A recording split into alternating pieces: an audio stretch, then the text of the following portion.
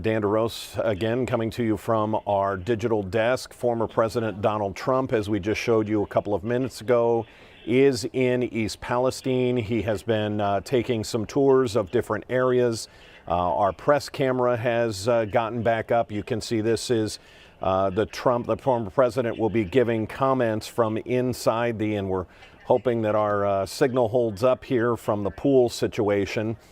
He'll be giving comments from inside the fire hall there in East Palestine.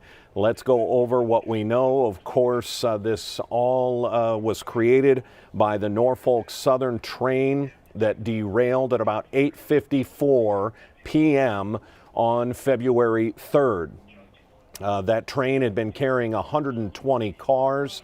All total, 20 of them were carrying what are being called as hazardous materials, hazardous chemicals.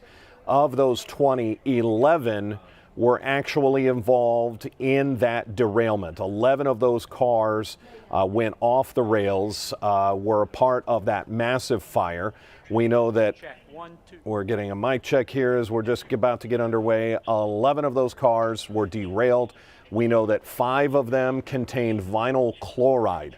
We were told at the time by Norfolk-Southern that approximately 2 of them were full and the other 3 what were described as half full or less. The decision was made by the EPA, by Norfolk-Southern, by emergency first responders and the governor of Ohio that instead of letting some of those cars of vinyl chloride heat up so hot that they would have become like a massive grenade throwing shrapnel up to a mile away, that the best course of action was to puncture small holes using shape charges into those rail cars of vinyl chloride, let that drain out into a pit and set that pit on fire. That happened on February 6th. It was a Monday. We showed you live pictures of that ominous cloud of thick, toxic black smoke that went up into the air and then dissipated. It has been one issue after another since then. Some of the chemical getting into the local streams and waterways, some of that in a plume, making it all the way to the Ohio River.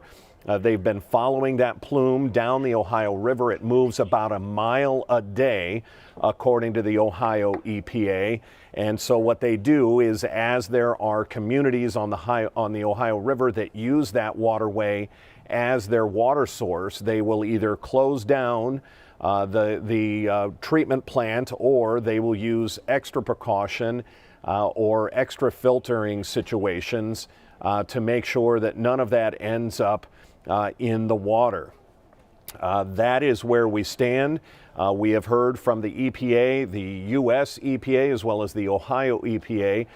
The administrator of the U.S. EPA was back for his second trip yesterday to East Palestine. That is Michael Regan, sort of throwing down his fist just a bit yesterday, saying to Norfolk-Southern, you are on the hook for this. I am going to use the authority of my office to make sure that you clean this up in every step of the way. And if you don't do it, the U.S. EPA will move in, clean it up, and then charge you triple as a penalty for not cleaning it up. Of course, we have heard from the CEO of Norfolk-Southern, first in a letter to the community of East Palestine saying they are not going anywhere, and then traveling back to East Palestine over this past weekend saying that they intend to stay with this community and with this cleanup project every step of the way. Still, people concerned about drinking water, concerned about the air.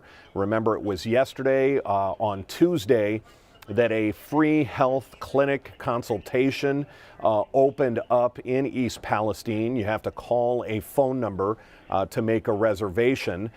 Anybody with symptoms will be seen by a registered nurse. Any issues can be taken up with either a toxicologist that's on site or perhaps on video call with a toxicologist. And then they even have a mobile unit outside of the church. The First Church of Christ is where that clinic is taking place.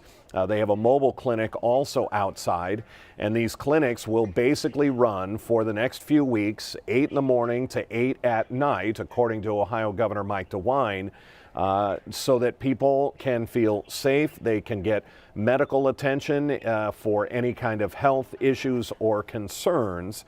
And that's where we stand. It has been an active day. We heard from the police chief, the fire chief, and the mayor yesterday as he was taking questions. The mayor saying, take no offense, meaning the media, but this small town just wants to go back to normal. They want to rewind the clock, and they wish that they could take their community back to February 2nd, 2023, the day before the accident. He said people want to go on picnics. We want to be a small town again. This town has a population of just more than 4,000 people, and we are waiting for President Trump to address the media here in East Palestine. We want to put a warning here, as we have heard several times from the former president in the past. Language may be an issue. We're not exactly sure what the president is going to say here. So we're just going to sort of put that out there. If you're watching, these are going to be live comments from former President Donald Trump. Again, this is going to take place at the fire hall. I'm just trying to see here why this camera position is being moved. Oh, here we are. The president looking at some pictures here of the derailment and the subsequent fire. Let's listen in. Like when you say they have to cut that out. So what they're doing, the NTSB was down there today with the vinyl chloride cars, cutting the coupons out of them. Once those are out, they're sending them out for testing. They're getting samples. So you'll be. The last bit of the product was pulled out of the cars, to my knowledge. They're going to start cutting these up and getting rid of them. Good. Yeah. Good job. Thank you, sir. Very good job. Thank you, everybody. Let's go hear a couple of wise words from some very good people. Come on. All right. Let's go. Going Thank this you. way, Thank that you, way? Chief. Any way you want to go. Justin, yeah. All right. We're going to go back this way, sir.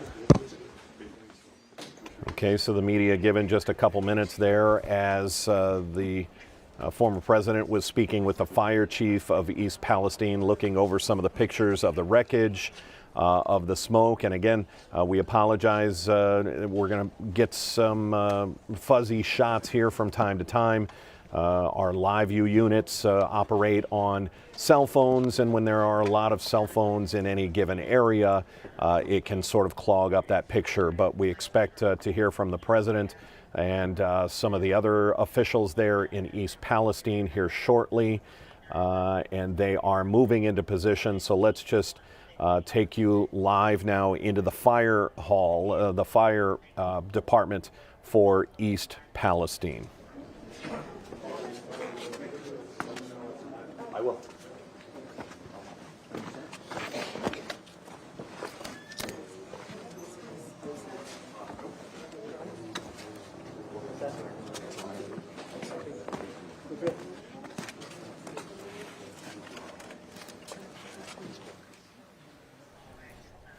As we wait for the president, you can see that is J.D. Vance, Senator J.D. Vance standing to the left of the podium as we get former President Donald Trump now taking to the podium.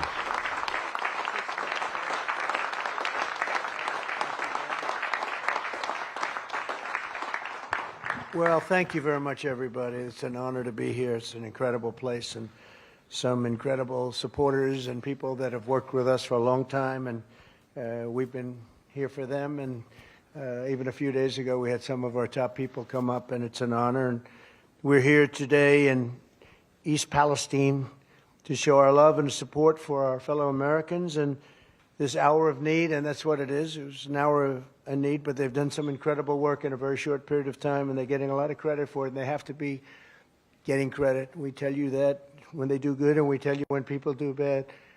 Your chief and your police and your mayor and everybody else, they've done incredibly. And Bill, JD's been here for 4 days. I've been watching him every day.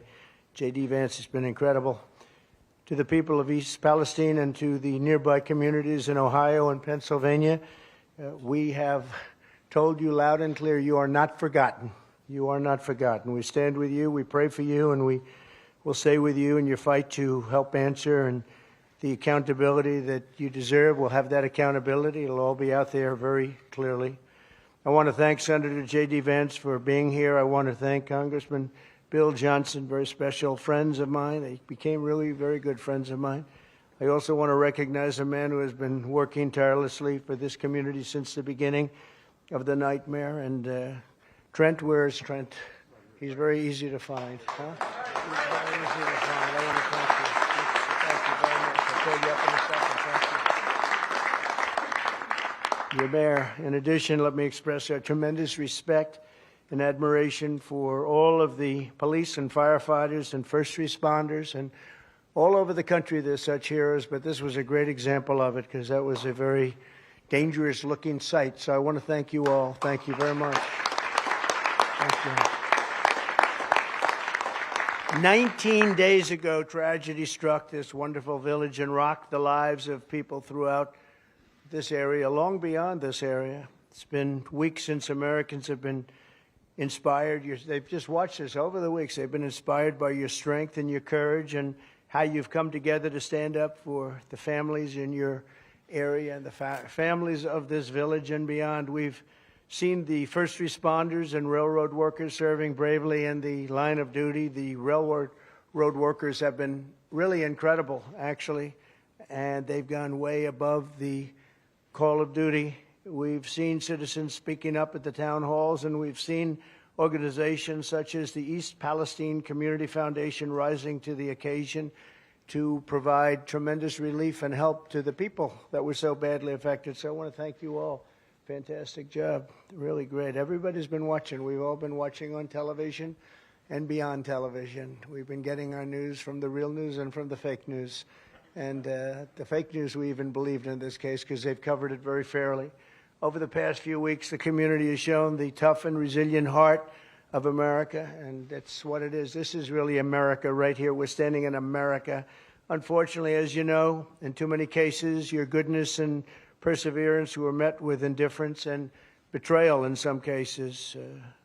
Biden and FEMA said they would not send federal aid to East Palestine under any circumstance. They're not going to send aid. I thought that was a strange statement because I've been working with FEMA for a long time, 4 years, and they were great with us with the tornadoes, the hurricanes, and things like this.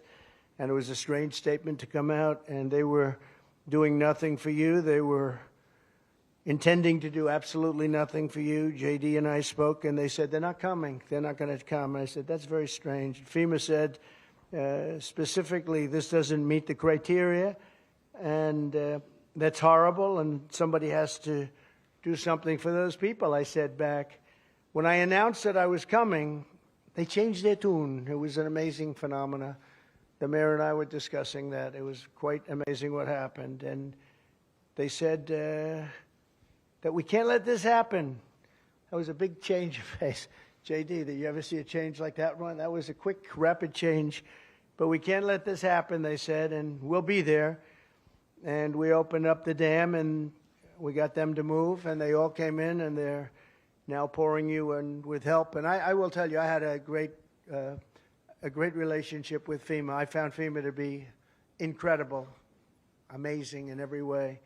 And we had tremendous luck with the tornadoes and all of the hurricanes and everything else that we had, and they were fantastic, and now they're fantastic here.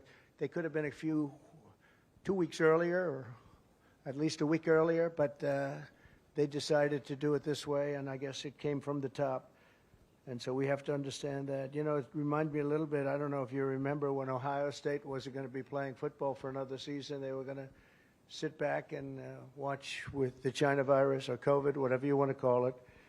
And I called the head of the Big Ten football. I said, you got to get this football open. And they were great. They responded, and Ohio State played that season. Nobody remembers that, I think, right? Does anybody know? You got at least one. You could be close, but by now you still would be close probably. But we got that open very early. and you had a great season of football, to put it mildly. So that was a very good honor, the Big Ten. And that led to the NFL, and it led to most of the rest of football in the country. But you led it through Ohio State and Big Ten, and we got that done. I did that very personally. I called the commissioner, and he did a good job. What this community needs now are not excuses and all of the other things you've been hearing, but answers and results, and that's what I think you're going to say. Norfolk-Southern needs to fulfill its responsibilities and obligations, and I see that they're starting to come here now too, because they also were saying they're not coming. But it means that the affected communities beyond the borders of East Palestine are going to be taken care of, and they've said so, and they've said it loud and clear, and I think they probably mean it. I sincerely hope that when your representatives and all of the politicians get here, including Biden, they get back from touring Ukraine, that he's got some money left over, because we're now at $117 billion, and as you probably know, Europe, when you add it all up, is at about $10 billion. That's a big difference, wouldn't you say?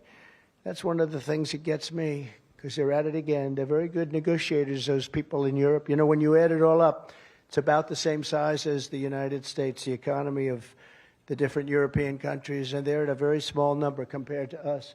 So you'll start working on that, I guess, when you get back. I think J.D. will have that well under. He's listened.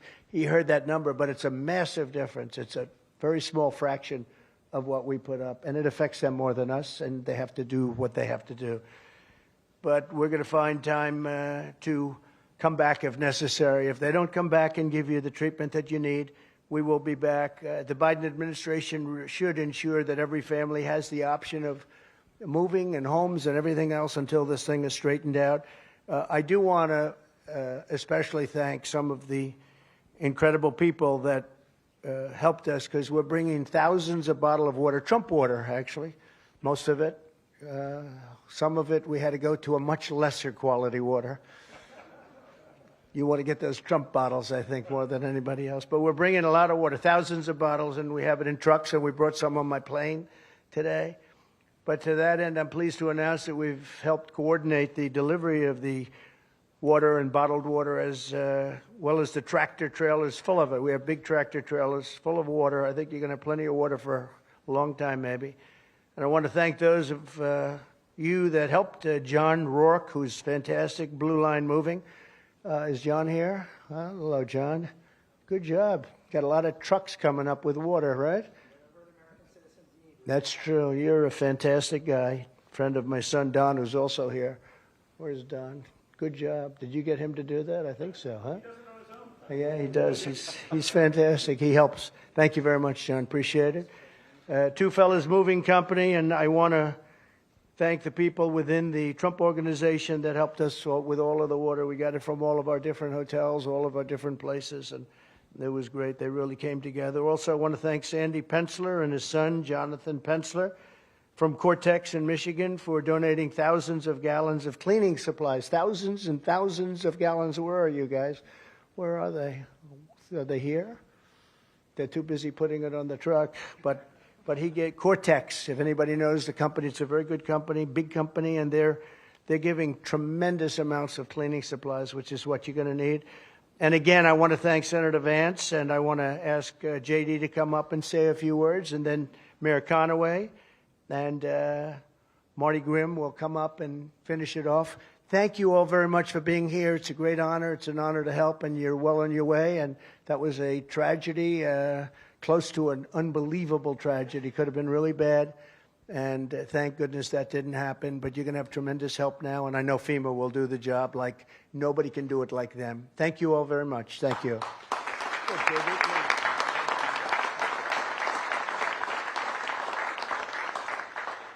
Well, first, President Trump, thanks so much for coming and shining a light on this community. I think the most important thing that we can take from this visit is that we can't forget about the people of East Palestine, because there will be a rebuilding effort. We need to finish the cleanup effort. That's the most important thing. But most of all, we need to make sure that over the next 6 months, over the next year, over the next 2 years, that we don't forget the people of East Palestine who have been affected by this tragedy. You coming up here ensures that we do exactly that. So thank you, sir. It's great to have you. Don, it's great to have you. I just want to say that, I'm from Southern Ohio, and I've got to know this community very well over the last couple of weeks. It's such an honor to be here, and it's such an honor to get to know so many great people. The mayor, the fire chief have done such an incredible job. Senator Ruley, everybody has come together, Congressman Johnson, to make sure that East Palestine is at the top of everybody's priorities. So thank you for having me. Thank you for letting me play some small role in making sure this community survives and thrives. God bless you all. I love you.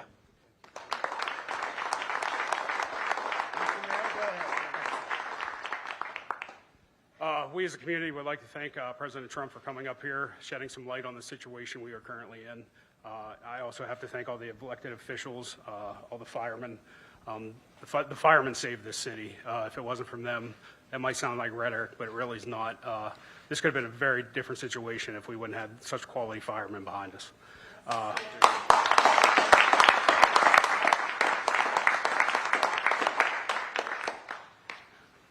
We're a small community. We don't want the media attention. We just, we want our community to go back to the way it was. That is our end goal. So, we appreciate you being here, but at some point we'd ask you to leave. But yes, I thank everybody who has helped us through this tragic situation. It's been a very difficult situation, but together we will make EP strong again. So, thank you all.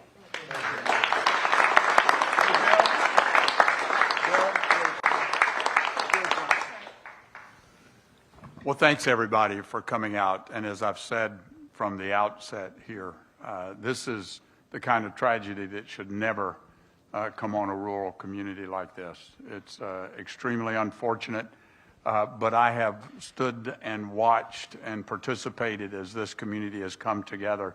I'm convinced that recovery is on the way. I believe this community is not only going to recover, but they're going to be stronger than they were when they started. And it's because of the people here. It's because of the mayor. It's because of the fire chief. It's because of the determination and perseverance of the people right here in East Palestine. So thank you, Mr. President, for coming and continuing to put focus on this. God bless you.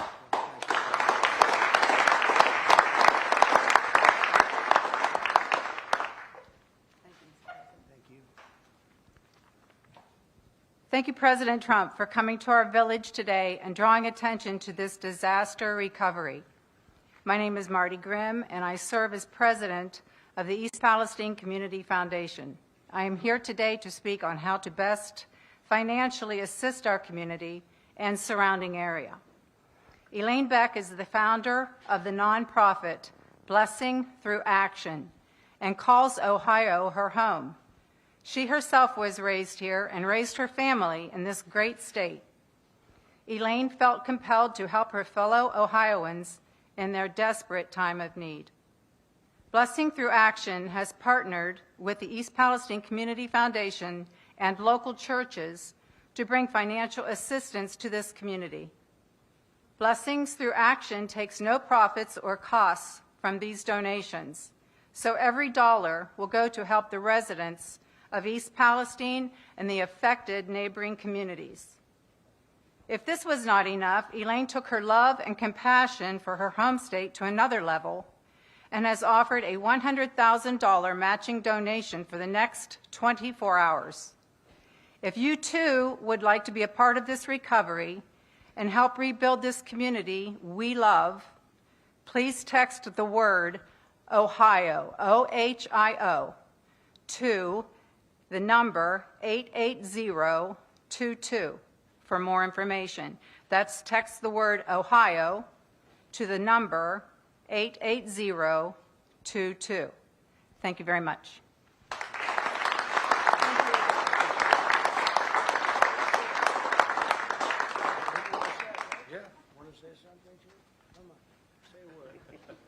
All right. Why not? First of all, President Trump, thank you, for bringing this attention, getting the necessary resources here we need.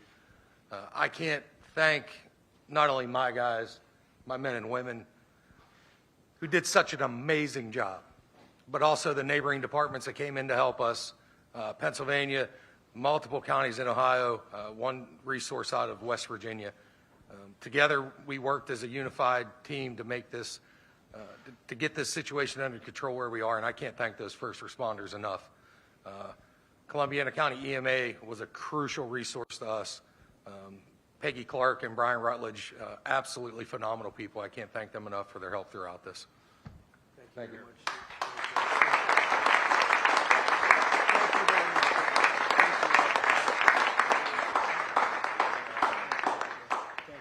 Thank you, everybody. Thank you very much.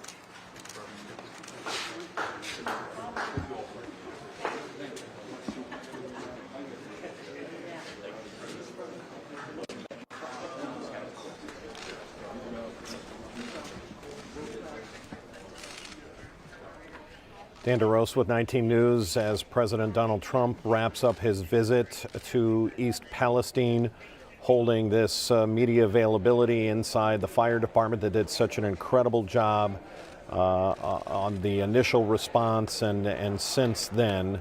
Obviously, February 3rd, it has been quite a journey for the residents of East Palestine and all of that area in Columbiana County.